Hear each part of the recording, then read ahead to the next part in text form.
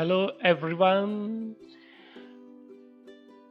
I am Prashant Kalidas Kavle, Assistant Professor in Mechanical Engineering Department, KK Wag Institute of Engineering Education, Research, Nasik. So, subject is hydraulic pneumatics. In that, we'll go for the topic pneumatics. So, after completing this topic, participant will able to explain the elements of pneumatic systems, workings of pneumatic system components. So in front of you, these are the components of pneumatic systems. We'll see one by one. So just this is the view. What are the elements? Minimum elements will be associated with any kind of pneumatic system.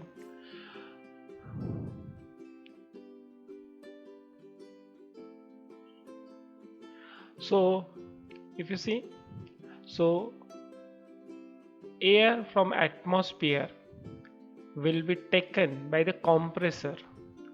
So avoid dust particles, foreign particle, we implement air filter. Then what is the function of the compressor? Compress the air with required pressure. Then it goes to the air cooler. Why air cooler? To minimize the volume of the air. And then it goes to the reservoir where it's stored under the pressure.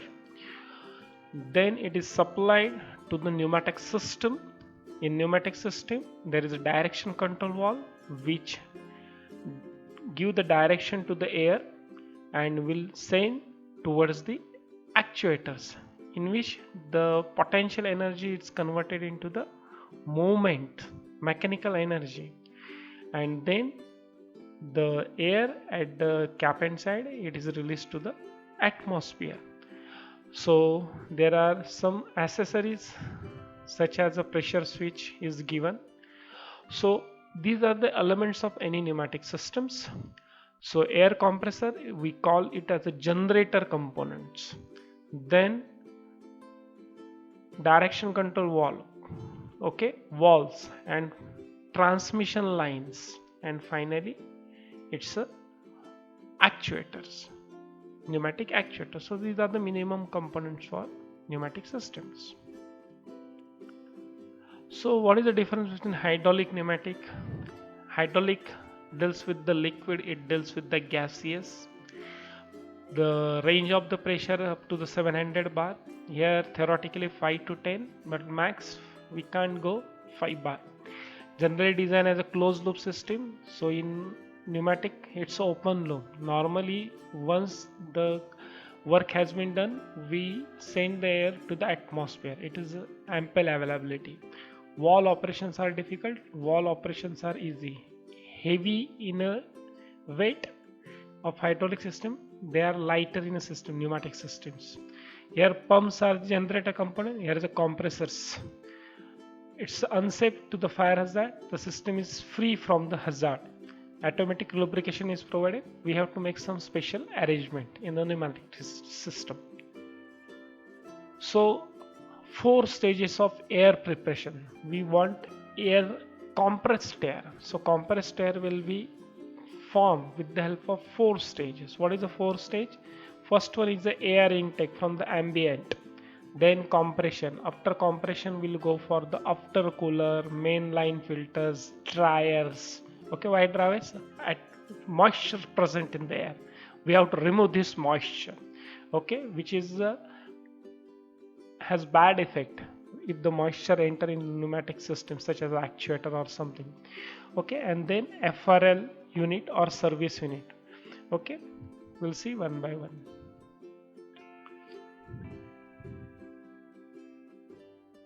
So the compressors, it's known as a generator device, okay, which can be divided into mainly 2 types: positive displacement and dynamic. In dynamic, turbo compressor, centrifugal and axial. In positive displacement, there are reciprocating also, rotary also. In reciprocating, piston type, and rotary, there is a twin screw compressor, rotary vane, lobe type compressor, liquid ring compressor. Fluid condition. purpose to make the compressed air more acceptable and suitable fluid medium for the pneumatic system. The following three fluids conditioners: air filter, air regulator, and air lubricator. F filter, R regulator, lubricator. FRL. Filter to remove all the foreign matters and allow dry and clean air flow without restriction to regulator and then to the lubricator. To condense it and remove the water from the air, to arrest fine particles and allow solid contaminant from the air. Types of contamination in a compressed air system: atmospheric dirt, water vapors, condensed water, water aerosols, rust and pipe scale, microorganisms, liquid oil, oil aerosols, oil vapors. Factors affecting selecting the filter: size of particle to be filtered from the system, capacity of filter, accessibility and maintainability of the life of the filter, ability to drain the condensed. So construction of the filter. So what is the construction of the filter?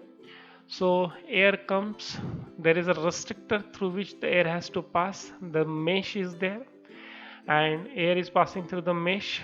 The mesh will be remove some microns, up to some microns particle. Then whatever the water vapors present, liquid collecting at the sumps, and then it is drained. Okay, so this is symbols for the filter, separator, manual drain. Air regulator: once filter air comes, its pressure should be regulated.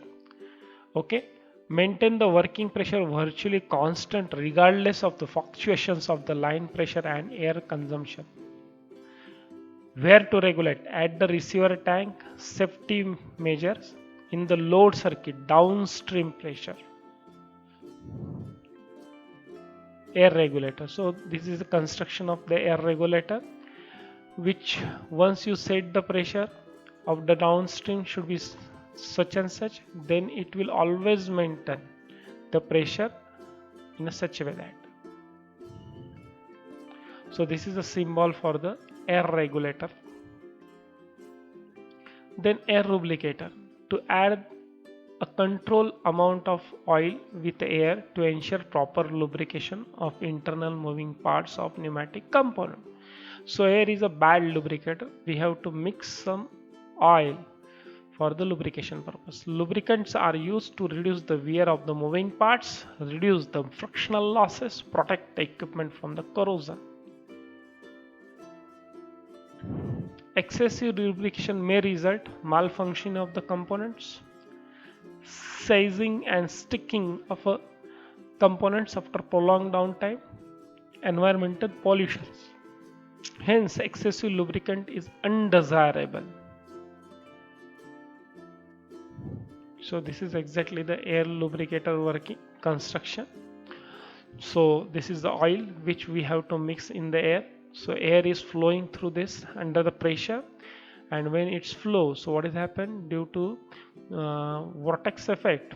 Okay, vacuum is created here, and the oil will be lifted here, and it will coming out of the nozzle, and it oil mist will be mixed with the incoming air, and this air will be sent to the downstream. So this is a symbol for the air lubricator. So whenever we use the pneumatic system, these three components are very important: filter, regulator, lubricator. We'll treat this as a FRL unit, but these three has a different component which kept together and we'll call as a FRL unit. So this is the detail symbol, and this is the ISO symbols, okay, of FRL unit. So keep in mind. So quick exhaust valve is a typical shuttle valve, is used to exhaust the cylinder air quickly to atmosphere. So this is the construction of the quick exhaust valve. P stand for the pressure port, actuator, and 3 is the exhaust port.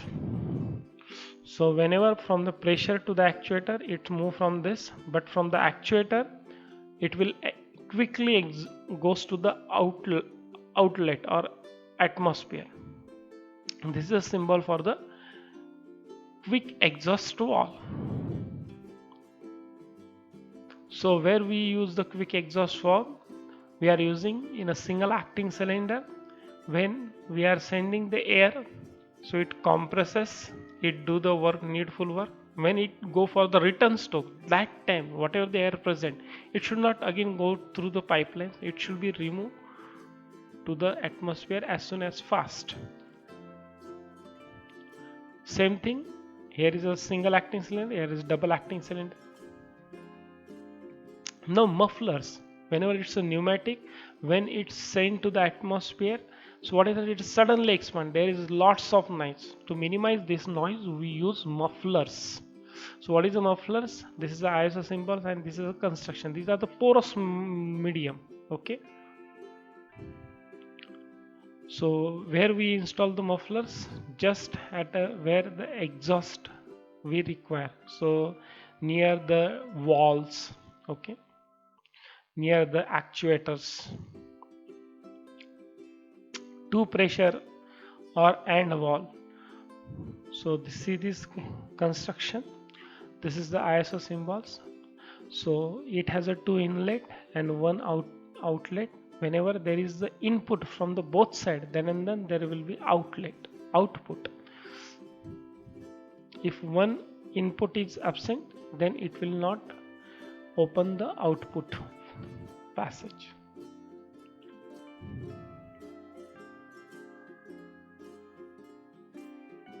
So this is exactly the application. Okay, what is the application? If this is the actuator, gravity loaded actuator, whenever we push both the buttons of this valve, then and then this will go downward. Okay, so we use the twin pressure valve.